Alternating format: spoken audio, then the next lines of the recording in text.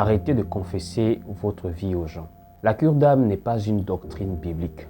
Arrêtez de confesser les choses que vous ne voulez pas exposer aux oreilles des gens. L'accompagnement est biblique. C'est dans l'église. Un pasteur, un ancien peut accompagner une personne qui vient de se convertir dans ses premiers pas dans la foi.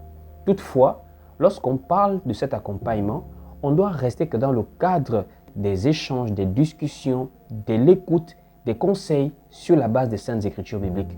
Il ne s'agit pas en réalité de dogmatiser sous forme de doctrine une pratique qui consisterait par exemple à lister le nombre de partenaires sexuels que nous avons eu dans la vie, les nombreuses choses que nous avons pu faire dans ce qu'on appelle communément le monde, la vie passée.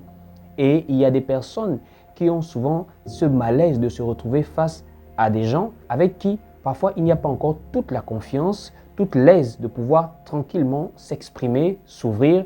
Et nous voyons ces personnes exposer leur vie profonde face à des gens qui ne sont pas très familiers, face à des personnes qui ne sont pas forcément très proches, des personnes dont on ne connaît pas forcément aussi la moralité. De nos jours, nous voyons comment des bergers d'église abusent de la confiance de beaucoup de fidèles avec des abus sexuels, avec de l'escroquerie et beaucoup de choses.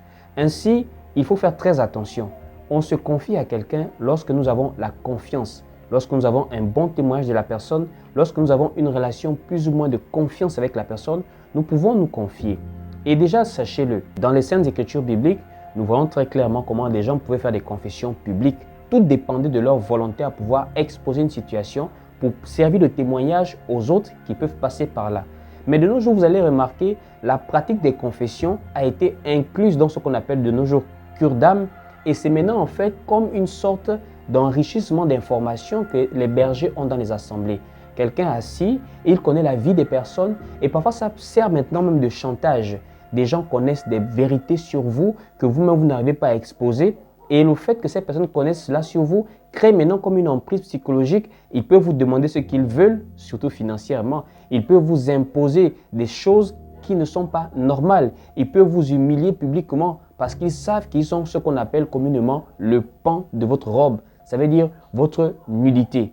Les entretiens, on les fait en face des personnes qui ont la maturité, une certaine sagesse qui leur permet de pouvoir écouter tout en restant très spirituel. On va lire quelques textes bibliques qui montrent qu'on peut se confier publiquement, on peut même se confier les uns aux autres, pas forcément aux anciens en termes de responsables tels que des pasteurs, même des frères qui sont matures, qui peuvent nous aider, qui peuvent nous conseiller. On peut se confier, pas forcément aux pasteurs, mais seulement confiez-vous à des personnes qui sont très matures pour écouter vos confessions. Allons-y lire quelques passages. Jacques chapitre 5 au verset 16, il est écrit ici: « Confessez vos péchés les uns aux autres et priez les uns pour les autres. » Vous voyez? Et nous voyons par exemple des confessions publiques aussi. Par exemple dans le livre de Actes chapitre 19 au verset 18, il est écrit ici: « Plusieurs de ceux qui avaient cru venaient confesser et déclarer ce qu'ils avaient fait. » Donc nous voyons que nous pouvons nous confier à un responsable pour qu'il nous accompagne, pour qu'il nous aide par rapport à une situation difficile, tout comme nous pouvons nous confier aussi à un frère qui a de la maturité. Donc c'était un peu ça, soyez prudents par rapport aux confessions sur votre vie personnelle.